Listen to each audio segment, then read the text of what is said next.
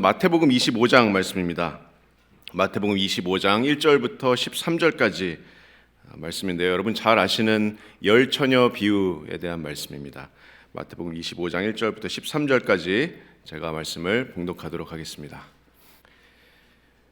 그때의 천국은 마치 등을 들고 신랑을 맞으러 나간 열 처녀와 같다 하리니 그 중에 5은 미련하고 5은 슬기 있는 자라.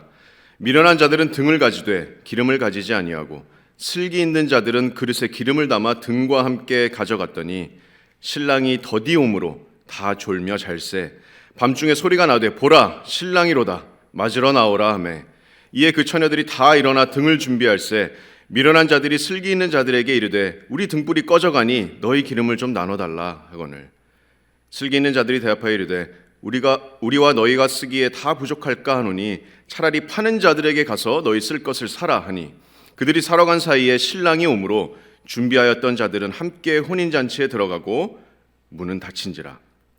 그 후에 남은 처녀들이 와서 이르되 주여 주여 우리에게 열어주소서. 대답하여 이르되 진실로 너희에게 이르노니 내가 너희를 알지 못하노라 하였느니라. 그런즉 깨어있으라 너희는 그날과 그때를 알지 못하느니라. 아멘. 살아계신 하나님의 말씀입니다. 제가 예전에 이제 군 생활할 때 어느 날 이렇게 저희가 산속에 있는 부대였는데요. 어느 날 이제 평화롭게 저희가 해야 될 교육 훈련을 안 하고 저희는 본부와 좀 떨어져 있었기 때문에 평화롭게 이제 부사관들은 이제 행정실에서 커피 마시고 병사들은 열심히 이렇게 사부로 작업하고 있고 근데 갑자기 이제 어느 날 불시에 정문에서 전화가 왔습니다. 통신보안 이러고 지금 여기 본부에 사단장님이 오셨습니다. 여러분 사단장이라고 하면 그 전 사단의 대빵입니다. 투스타. 그래서 어떻게 됐겠어요? 지금 난리가 났습니다. 불시에 지금 기습 점검을 오셨습니다. 사단장님이 부대가 잘 돌아가고 있나.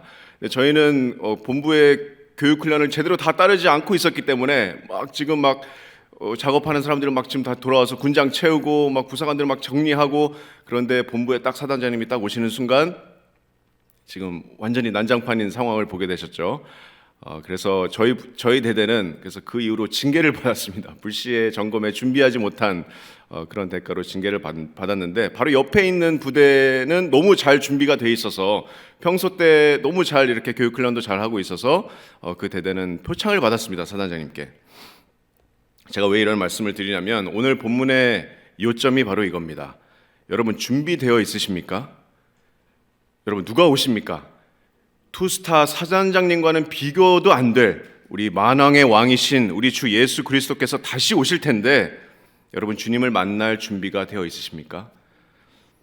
오늘 이 열 처녀 비유는 마태복음 24장에서 25장 두 장에 걸쳐서 이제 기록되어 있는 예수님의 감람산 설교 중에 있는 그런 비유입니다. 이 감람산 설교의 주제가 바로 예수님의 재림입니다. 주님께서 직접 내가 다시 올 때 이런 일들이 있을 것이다 라고 말씀해 주시는 이 설교 가운데 이 비유가 있습니다. 그래서 물론 미래를 예언하시는 말씀이시지만 이 말씀을 그 당시에 듣고 있던 제자들에게도 적용되는 말씀이고 지금 오늘날을 사는 저와 여러분에게도 반드시 적용해야 되는 그런 말씀입니다. 주님을 기다리는 우리의 마음이 어떠해야 되는지 그런 마음가짐을 이 비유를 통해서 주님께서 가르쳐 주십니다. 이 비유의 핵심은 13절 말씀입니다. 13절을 다시 보시면 그런즉 깨어있으라 너희는 그날과 그때를 알지 못하느니라. 내가 불시에 올 것인데 나의 재림을 준비해라. 나의 재림을 대비하라. 그리고 깨어있어라. 2023년 새해를 맞이하면서 1년이 또 지났습니다. 우리가 주님을 다시 만날 날이 한 해 더 가까워졌습니다. 하루 더 가까워졌습니다. 그래서 오늘 말씀을 통해서 주님의 다시 오심을, 주님의 재림을 깨어서 준비하는 저와 여러분들이 되시기를 소망합니다. 오늘 비유를 통해서 우리가 왜 깨어 있어야 되는지 3가지 이유를 좀 살펴보도록 하겠습니다. 첫 번째로 우리가 깨어 있어야 되는 이유는 가짜가 너무 많기 때문입니다. 가짜가 너무 많습니다. 자, 1절부터 5절까지 말씀 보시겠습니다. 1절은 이렇게 시작합니다. 자, 그때의 천국은 마치 등을 들고 신랑을 맞으러 나간 열 처녀와 같다 하리니. 자, 여기서 그때는 문맥상 직접적으로는 예수님께서 이 땅에 재림하실 때를 가리키고 있지만 자, 넓게는 주님의 재림을 바라는 저와 여러분에게도 적용할 수 있습니다. 자, 이 땅의 모든 믿는 자들 가운데서 통치하시는 예수님의 나라, 하늘나라, 천국입니다. 자, 그래서 그때의 천국은 마치 등을 들고 신랑을 맞으러 나간 열 처녀와 같다 이렇게 말씀하십니다. 자, 이 말씀은 그 당시에 이 말씀을 듣고 있던 제자들에게는 아주 익숙한 장면이에요. 이 팔레스타인 지역의 유대인들의 전형적인 그 혼인 잔치가 바로 이 비유의 배경 무대입니다. 이 당시 이제 전통적인 결혼식들은 여러 가지 절차가 있었는데 이 비유의 배경이 되는 이 혼인 축제는 길면은 일주일이나 지속됐다고 합니다.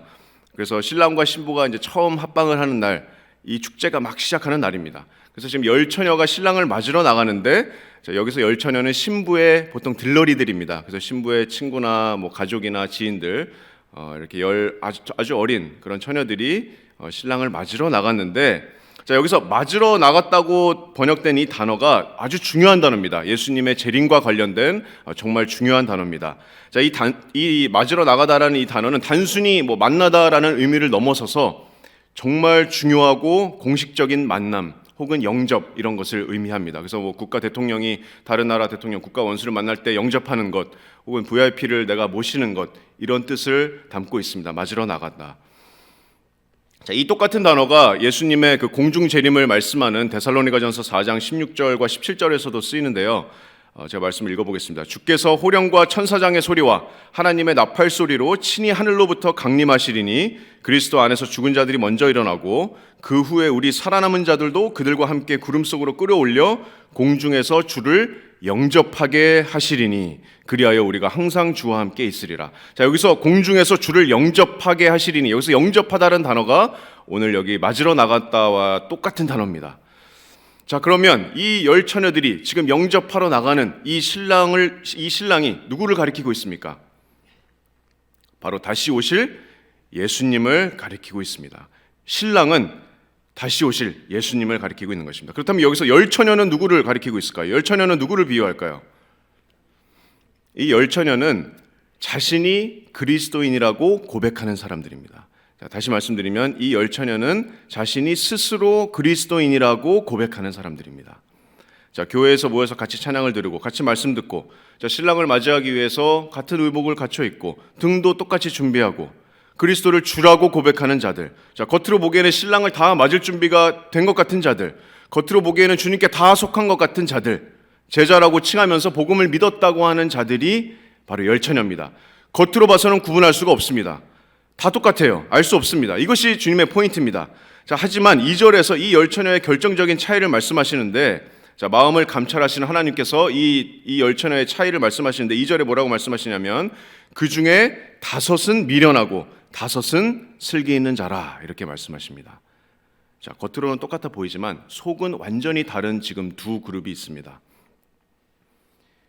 왜 이 5이 미련한 자들이었는지 3절 4절을 계속 보시면 말씀하십니다. 미련한 자들은 등을 가지되 기름을 가지지 아니했고 슬기 있는 자들은 그릇에 기름을 담아 등과 함께 가져갔다, 이렇게 말씀합니다. 여러분, 등을 계속 태우기 위해서 슬기로운 처녀 5은 여분의 기름을 가져 나간 반면에 미련한 5은 어떻습니까? 등은 가지고 나가는데 여분의 기름은 가지고 나가지 않았습니다. 미련한 처녀들은 준비하지 않았습니다. 가장 중요한 기름을 챙기지 않았습니다. 여러분, 우리는 볼 수 없지만 하나님께서는 누가 기름을 준비했는지 누가 기름을 준비하지 않았는지 분명하게 보고 계십니다.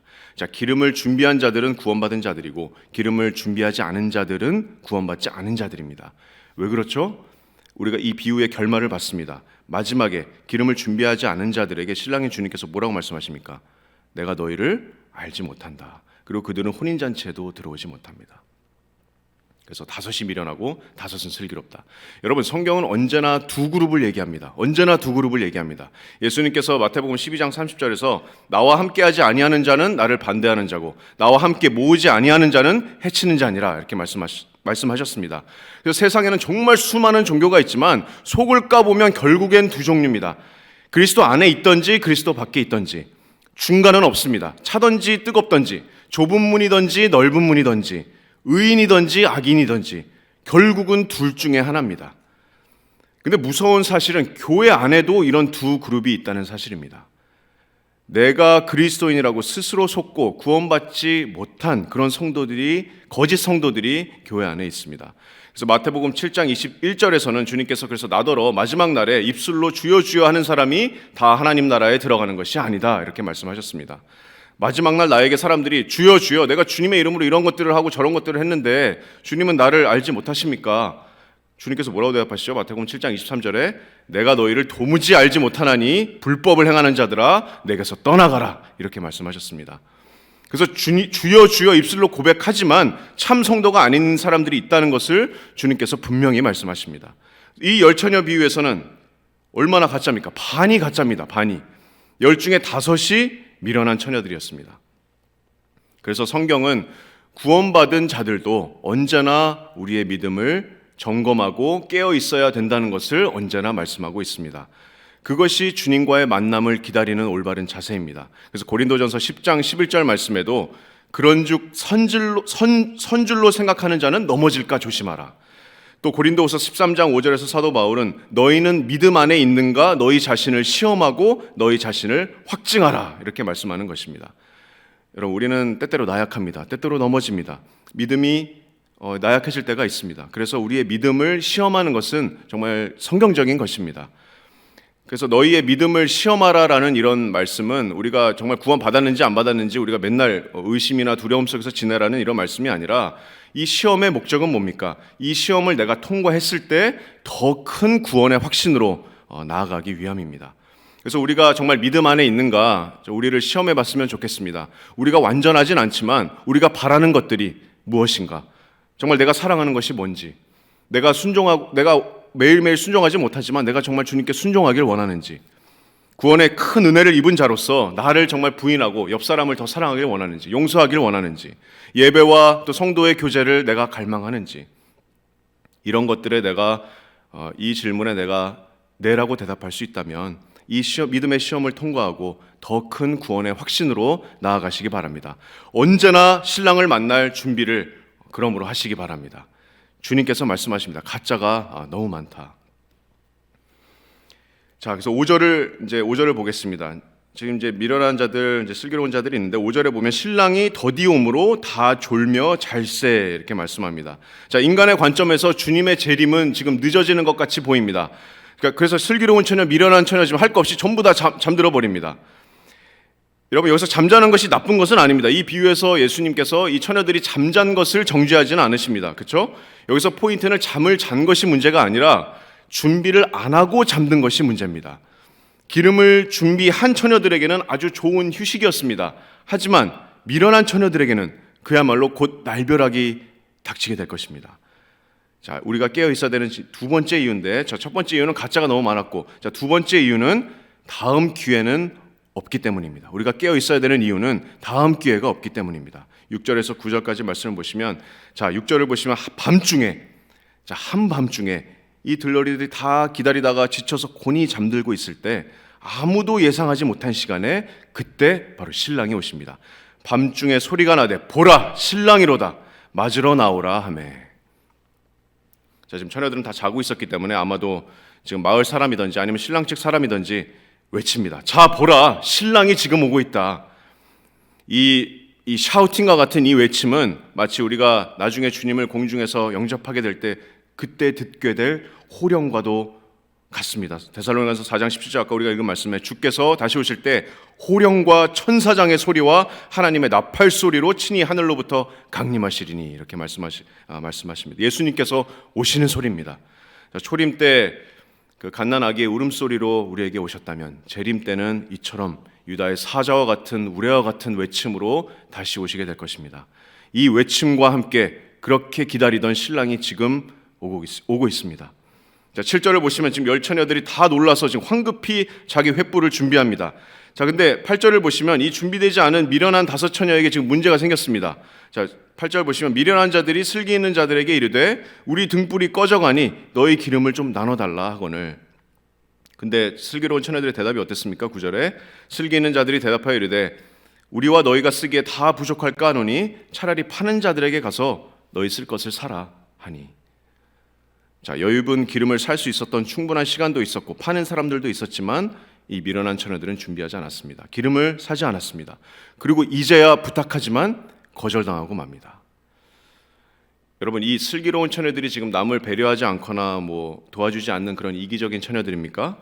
예수님의 포인트는 그게 아닙니다. 이 비유에서 기름을 가지고 있고 없고가 구원을 받고 안 받고의 차이라면 여기서 9절 말씀이 주는 교훈은 나의 구원은 남에게 빌려줄 수 없다는 것입니다. 여러분, 구원은 정말 개인적인 것입니다. 내가 구원받았다고 우리 가족이 구원받지 않습니다. 우리 부모님이 구원받은 것이 나의 구원과는 아무런 상관이 없습니다. 구원은 가족 단위나 교회 단위로 우리가 받는 것이 아닙니다. 우리 한 명 한 명이 그날에 개인적으로 주님 앞에 서게 될 것입니다. 근데 예수님의 비유에 따르면 이 미련한 처녀와 같은 자들이 마지막에 있을 것입니다. 예수님에 대해서 지식적으로는 알고 있고 교회에서 사람들 만나는 거 좋아하고, 하지만 그 마음 안에 변화된 심장이 없습니다. 회개와 믿음이 없습니다. 성령의 열매도 없습니다. 거듭난 영혼이 없습니다. 그리고 그들은 이미 준비되지 않았다는 것을 마지막 날에 깨달았을 때 낭비한 기회는 돌아오지 않았습니다. 여러분, 그들에게 기회는 있었습니다. 기회는 많았어요. 기름을 파는 사람들도 있었고 시간도 있었습니다. 기름을 팔았던 사람이 누굽니까? 우리에게 복음을 전했던 목사님들, 가족들, 그리스도인들, 내 주위의 지인들, 형제 자매들 아닙니까? 기름을 팔았던 사람들.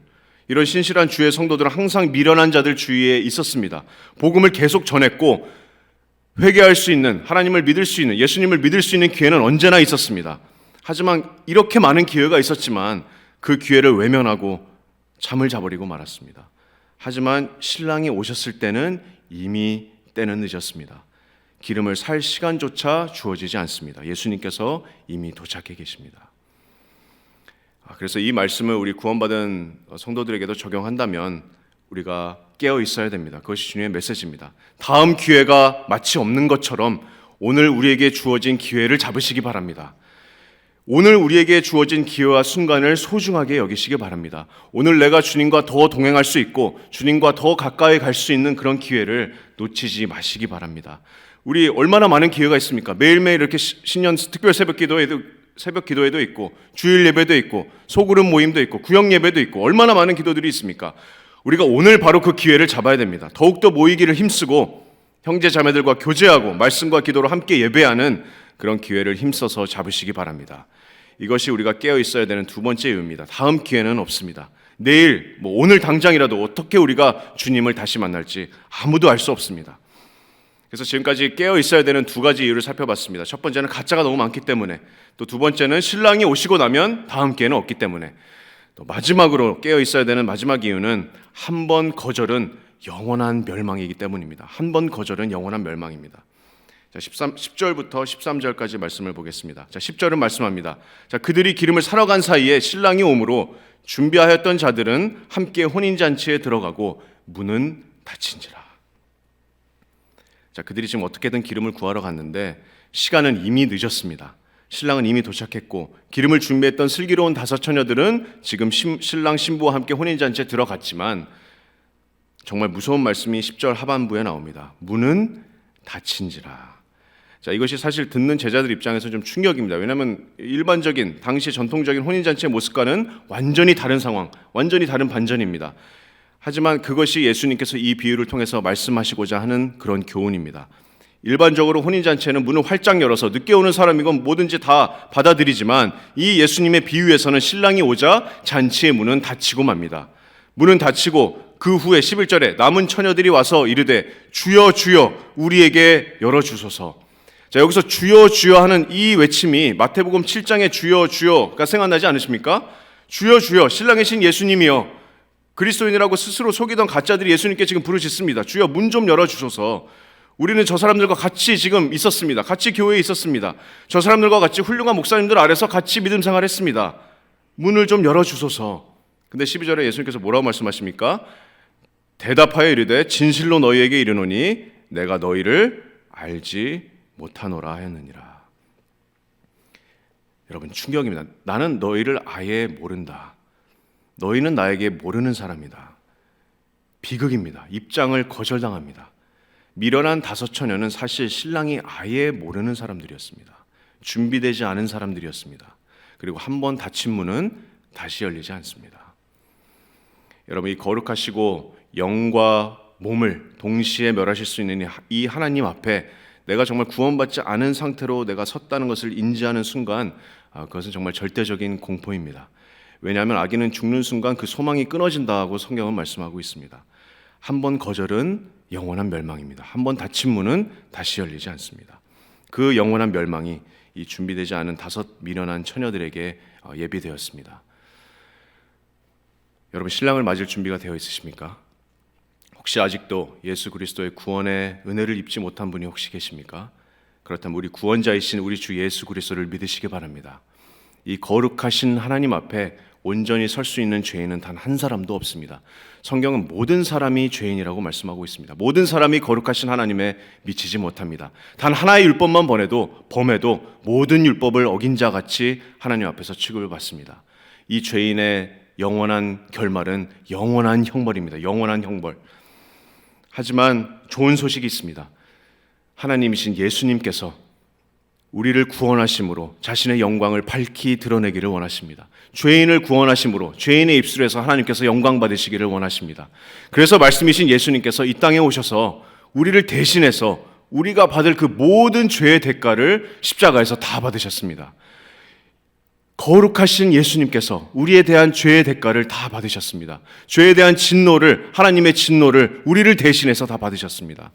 그래서 예수님께서는 이제는 나를 믿는 모두에게, 우리가 얼마나 종교 생활을 얼마나 했던지 우리의 스스로는 절대로 구원을 얻을 수 없습니다. 우리가 얼마나 많은 선한 일을 했건 얼마나 많은 종교 행위를 했건 스스로 우리는 절대 구원을 얻을 수는 없지만 오직 이 예수 그리스도를, 2000년 전에 십자가에 달리시고 부활하신 이 예수 그리스도를 여러분의 온전한 의와 온전한 거룩함으로 또 온전하게 나를 구원하실 분으로 믿으신다면 그 예수님께서 그 믿음을 보시고 우리를 구원하십니다.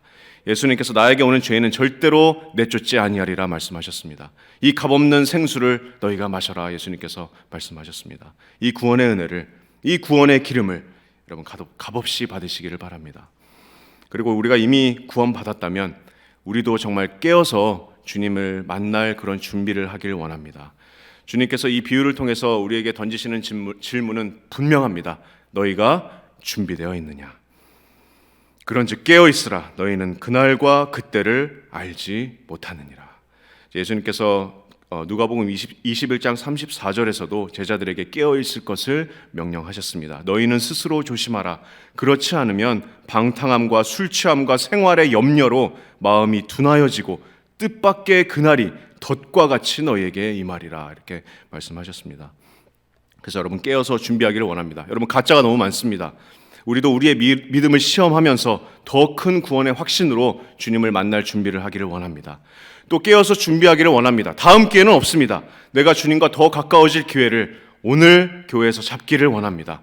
또 마지막으로 우리가 깨어서 준비하기를 원하는데 한 번 거절은 영원한 멸망입니다. 그래서 내 주위에 내가 구원을 받았지만 내 주위에 아직도 구원을 받지 못하고 이 영원한 멸망으로 달려가는 영혼들에게 우리가 복음을 전함으로 주님 오심을 우리가 준비하기를 원합니다. 여러분 말씀을 맺겠습니다. 조나단 에드워즈는 20살의 아주 어린 나이에 하나님 앞에서 70가지의 결심문을 작성했습니다. 20살의 나이에 70가지의 결심문을 하나님 앞에서 작성했는데 그 조나단 에드워즈의 그 결심문 중에 19번이 이런 결심입니다. 자, 마지막 나팔 소리를 듣기 전 최후의 1시간도 남지 않았을 때 하기가 꺼려지는 것은 절대로 하지 말자. 자, 20살의 나이에 예수님이 오시기 1시간이 남았다고 생각했을 때 내가 하기 꺼려지는 것은 절대로 하지 말자. 이렇게 결심했습니다. 여러분 언제 주님이 오실지 모릅니다. 우리가 언제 주님을 만날지 모릅니다. 다시 오실 우리 구원자 앞에 섰을 때 우리가 정말 부끄럽지 않게 설 수 있는 저와 여러분들이 되시기를 주님